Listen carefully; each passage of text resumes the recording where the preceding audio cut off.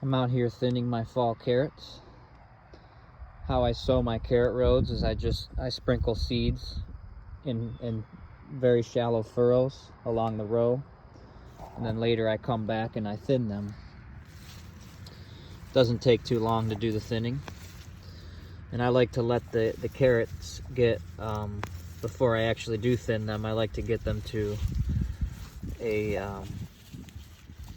about this size, so that I can potentially use them rather than just discard them or compost them, obviously.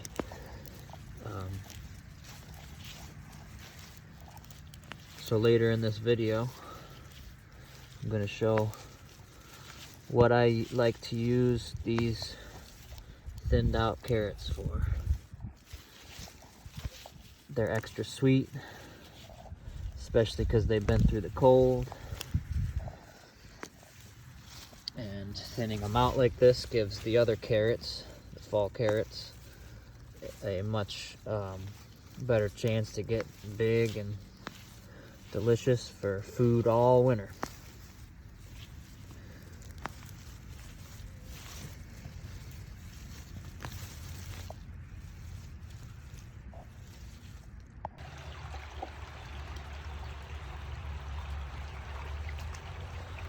Making sauerkraut today. Showed you how I thin the carrots earlier, and this is how I use them, how I like to use them. It's a really good way to utilize them, and you don't really have to process them much to put them in the sauerkraut. There's multiple ways you can do it, and I'll get started. First, you want to remove all the brown leaves on your cabbage, and it's very important to use fresh cabbage that you just harvested. I just harvested this about 5 minutes ago. You want to remove like the heart, kind of, the big stem inside of the cabbage. You could do it this way, or you could cut it in half.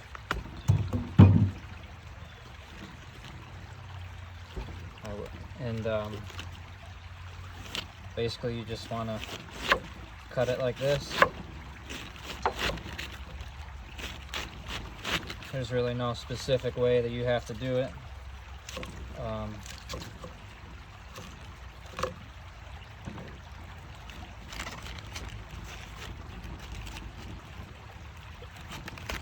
But some people shred it. But when you just cut it, it kind of shreds on its own. If you know what I mean, it falls apart. So it's pretty fun to do things by hand.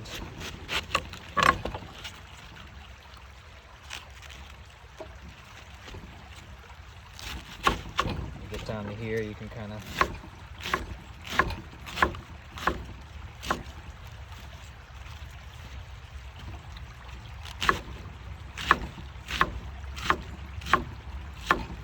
I'm just gonna cut everything kind of lengthwise like this, no big deal. Just like that. Sauerkraut is super fun. It's like extremely quick.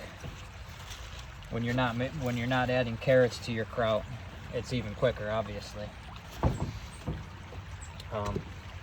So first I'm just gonna add some salt, and about a tablespoon you can start with per head. I'd probably put a little bit more in there. And what you want to do is just really work it in and smash it with your fingers in the bowl.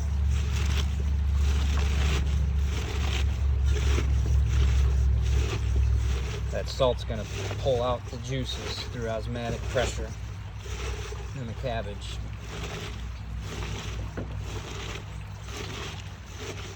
Get it going real nice.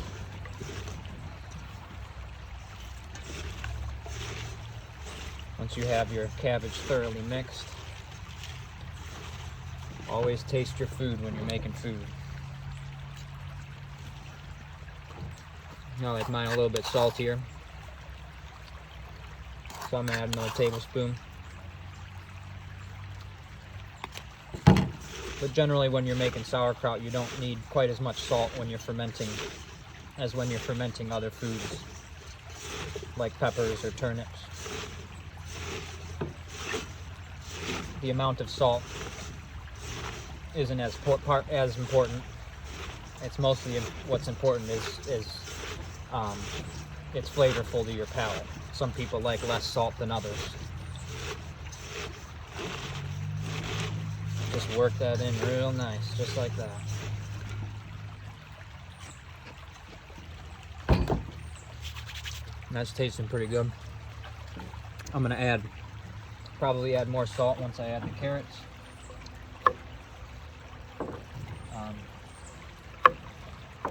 So one reason I like to use the thinning of the carrots is sometimes you don't really even have to cut them, kind of.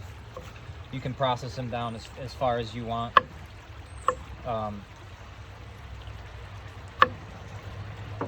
Some of these thicker ones, you see I'm putting them aside. I just like to cut them lengthwise, kind of. But this whole process doesn't take long, even when you're using these carrots. Like I was saying earlier, though, it's a great way to utilize your carrot thinnings. That's why I like to let them grow a little bit larger. And really, if you do it this style, at least how I look at it, you can grow more food in the bed that you're growing carrots, in the row that you're growing carrots. You're growing that much more food. So I kind of just like to add them in. Size isn't super important. This is going to be fermenting for a couple months, so they're going to get really nice and tender, but still stay relatively crunchy. And so really it adds a really nice crunch to your kraut.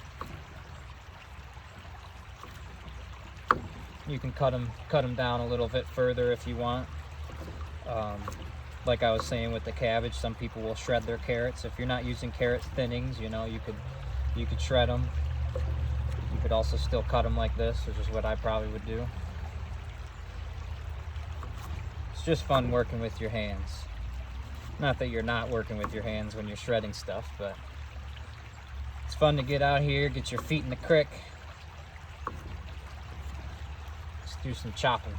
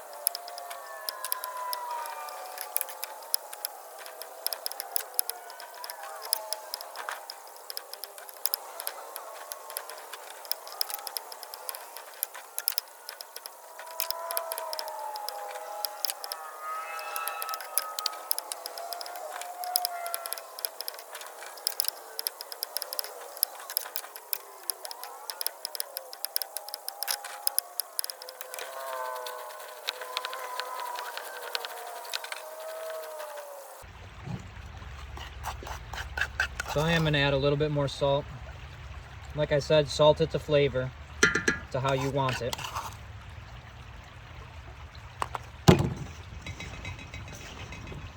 There's many ways you can make sauerkraut, and that's why I like to do it in smaller batches, because I like to make it a lot of different kinds of sauerkraut. Sometimes I like to add some herbs in there. Sometimes I like to add beets, kohlrabi. Just have fun with it. Have fun, have fun, have fun. I'm liking this ratio of carrots to cabbage, so this is how I'm going to keep it.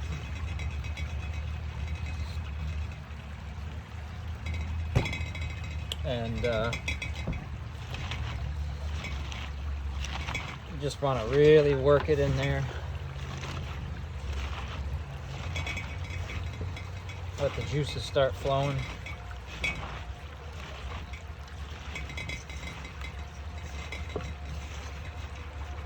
And remember, keep on tasting it. I'm just going to add the rest of this salt.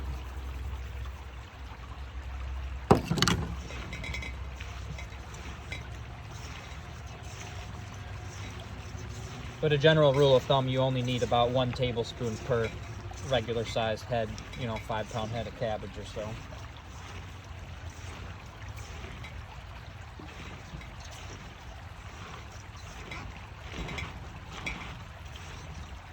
All right, that is looking good, tasting good.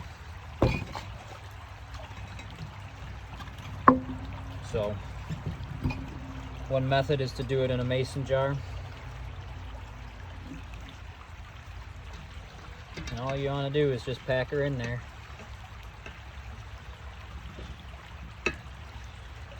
See, sauerkraut is super quick. There's not really a lot of processing that needs to be done. Like I said, if you're not even adding the carrots, it's even quicker. It'd take you 5 minutes basically. And as you do it, pack it down in there. Don't have to use your hands. You could use some kind of garlic smasher or something like that.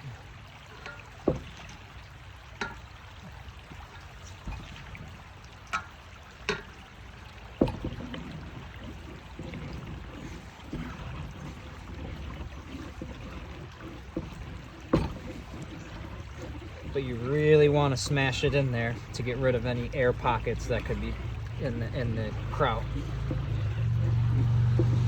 When you're fermenting sauerkraut, you don't add, when you're fermenting cabbage, you don't want to add water. And that's another reason why it's important to use fresh cabbage. You don't want to have it stored in the refrigerator, just because the refrigerator can kind of act as a, pulling water out. And you don't want that, because you want to use the juices of the cabbage and the carrots and whatever else you're adding in there.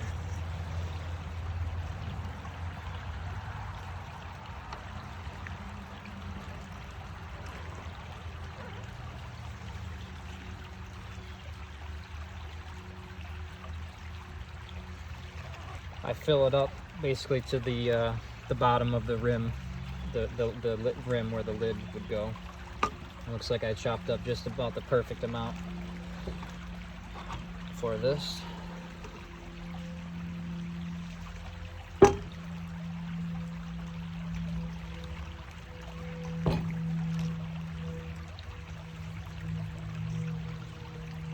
when you're done, just dump the rest of the juices in there. And you got it. That is it. There's a little bit too much juices in there.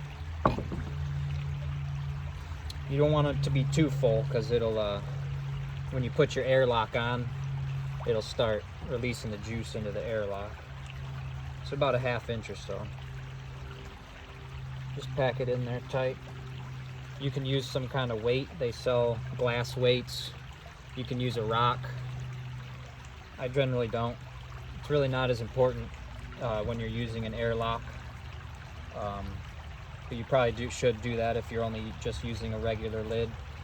But this is very simple fermenting. You don't really have to have any fancy equipment. I do like to add a grape leaf on the top. So I'm going to take a grape leaf.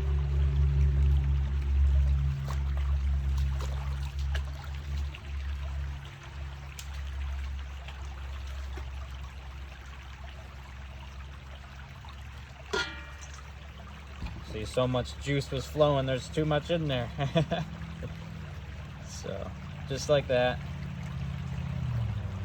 Super, super simple. And that's how I do it. Beautiful jar. It's gonna taste super good.